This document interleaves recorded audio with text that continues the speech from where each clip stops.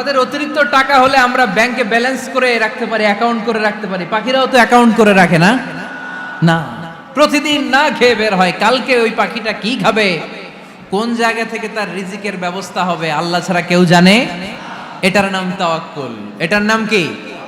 আমাদের সাধ্যের, আমাদের ক্যাপাসিটি, আমাদের ক্যাপাবিলিটির সবটুকু করে আমরা তাওয়াক্কুল করি একজনের উপর। চিল্লায় বলেন তিনি কে? এজন্য ইসলাম আমাদেরকে শিখায়, সালাত যখন শেষ বের হয়ে যাও, কাজে নেমে পড়ো। কাজে কোনো লজ্জা নাই, পরিশ্রমে কোনো লজ্জা আছে? যিনি রিক্সা চালায় এতে তার কোনো লজ্জা আছে? দিনমজুর, কুলি, ঠেলা গাড়ি চালায়, ছোট্ট ব্যবসা করে, এতে কোনো লজ্জা আছে?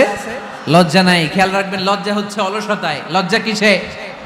বিষ্ণু ঈসা ইসলাম বলেছেন, মা আকালা আহাদুন তুআমান কাত্তু খায়রুম মিন আইয়াকুলা মিন আমালি ইয়াদি। নিজ হাতে উপার্জিত খাবারের চেয়ে, অর্থের চেয়ে শ্রেষ্ঠ খাবার পৃথিবীর কোনো মানুষ কোনোদিন ভক্ষণ করে নাই। চিল্লায় কোন সুবহানাল্লাহ। শ্রেষ্ঠতম খাবার